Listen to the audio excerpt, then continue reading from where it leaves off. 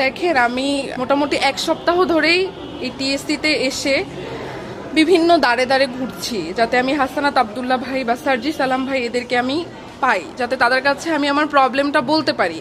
আমি এই আন্দোলন যখন হয়, বৈষম্য বিরোধী ছাত্র আন্দোলন, প্রথম থেকেই 17 তারিখ থেকেই মোটামুটি আমার হচ্ছে রাস্তায় নামা।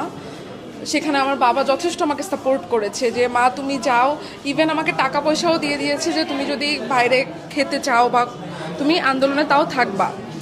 তো আমার ফ্যামিলির এত সাপোর্ট নিয়েই কিন্তু আমি রাস্তায় ছিলাম। আমার সব এভিডেন্সও আছে, আপনারা চাইলে সেটাও নিতে পারেন।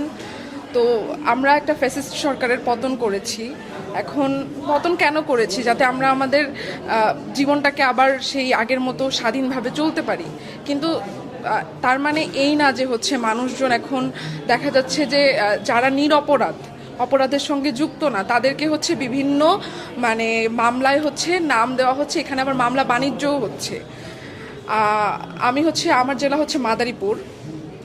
তো আমাদের মাদারীপুর জেলার 2 আসনের সাবেক এমপি ছিলেন শাহজাহান খান। উনি যখন ক্ষমতায় ছিলেন তখনও আমার বাবা একজন সাবেক ইউনিয়ন পরিষদ চেয়ারম্যান ছিলেন। উনি বিভিন্নভাবে ওনার দ্বারা নির্যাতিত হতো। ওনার লোককে উনি জোর করে ভোট চুরি করে আমার বাবার বাজিতপুর ইউনিয়নে তার একজন প্রতিনিধিকে ওখানে নির্বাচিত সে করেন।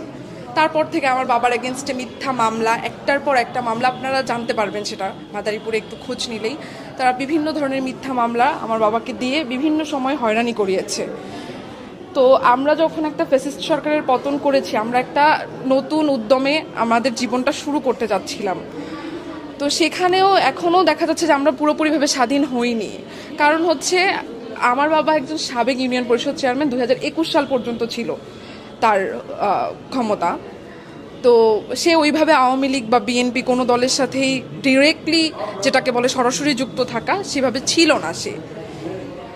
তো এখন দেখা যাচ্ছে যে আপনারা সবাই মোটামুটি অবগত যে মাদারীপুর লেকে দীপ্ত হত্যা মামলা হয়েছে রিসেন্টলি একটা। এটাতে আমার বাবাকে 13 নম্বর আসামি করা হয়েছে। তো এটার কোনো ভিত্তি নেই, এবং সে যে আসলে অপরাধী কিনা এটাও কিন্তু তারা জানে না। তারা আন্দাজের উপরে একটা ভিত্তিহীন, একটা মিথ্যা বানোয়াটভাবে এই মামলাতে তার নামটা এখানে ঢুকানো হয়েছে। আর এটা যে করেছে সে হচ্ছে আমাদের মাদারীপুর জেলার যুব দলের আহ্বায়ক, আমাদের হচ্ছে ওখানকার একজন আওয়ামী লীগের সভাপতি হবে সম্ভবত। ওনার কাছ থেকে 12 লাখ টাকা, যেটা শোনা গিয়েছে, এটা ওখানকার সবাই জানে, 12 লাখ টাকার মতো নিয়ে আমার বাবার নামটা 13 নম্বরে সে লিস্টে দিয়েছে। এখন এরকম মামলা বাণিজ্য যদি চলতে থাকে তাহলে তো আমরা সাধারণ যারা আছি আমরা তো তাহলে ঠিকমতো আমরা বাঁচতে পারবো না। আমাদের হয়রানি, তাহলে আমরা হয়রানি মুক্তও হতে পারতেছি না। তাহলে এই যে নিরপরাধ মানুষগুলোকে যে মামলায় নাম দিচ্ছে, তাহলে যারা আসল অপরাধী, আমরা কিন্তু জানি আসল অপরাধী কারা। আমি একজন স্টুডেন্ট, আমি এই আন্দোলনে ছিলাম, আমি কিন্তু জানি ওখানে শাহজাহান খানের নেতৃত্বে ছাত্রলীগ আর পুলিশ বাহিনী হচ্ছে আক্রমণটা করেছিল মাদারীপুর লেকে। সেখানে একটা ছেলে দীপ্ত দে, সে হচ্ছে মারা গিয়েছে। তো তার সেই হত্যা মামলাতে আমার বাবাকে আসামি করা হয়েছে। তো এটার আমি মনে করি যে শহীদ ভাই আমার দীপ্ত, তার রক্তের সাথে এটা বেইমানি করা হচ্ছে। কারণ আসল অপরাধীদেরকে বাদ দিয়ে আমরা নিরপরাধ মানুষকে এই মামলাতে নাম দিয়ে দিচ্ছে। যারাই হোক, যারাই এই মামলা বাণিজ্য করছে, তারা কিন্তু নিরপরাধ মানুষগুলোকে দিচ্ছে। তো আমাদের শহীদ ভাইদের রক্তের সাথে বেইমানি করা হচ্ছে। আমি প্রধান উপদেষ্টার দৃষ্টি আকর্ষণ করে বলতে চাই যে আমরা আওয়ামী লীগের আমলেও বিভিন্নভাবে হয়রানির শিকার হয়েছি। বিভিন্ন মিথ্যা মামলা বলেন, বিভিন্নভাবে সাপ্রেসড হওয়া, ডমিনেটেড হওয়া, সবই আমরা হয়েছি। এখন যদি সেই সরকারের পতন হয়েছে, ঠিক আছে, আমরা একটা ফ্যাসিস্ট সরকারের পতন করেছি, আমরা ছাত্ররাই কিন্তু এই উদ্যোগটা নিয়েছিলাম, হয়তোবা আমাদেরকে সাহায্য সহযোগিতা করেছে অন্য দিক থেকে।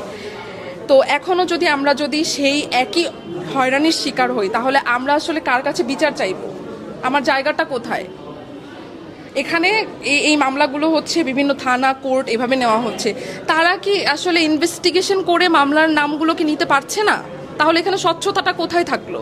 বিচার বিভাগ বলেন, আইন বিভাগ বলেন, এগুলোর স্বাধীনতা তাহলে কোথায় থাকলো? যদি আরেকজন টাকা খেয়ে নাম দেওয়ার মতো ক্ষমতা সে রাখে, তাহলে আমরা কার কাছে আসলে বিচারটা চাইবো?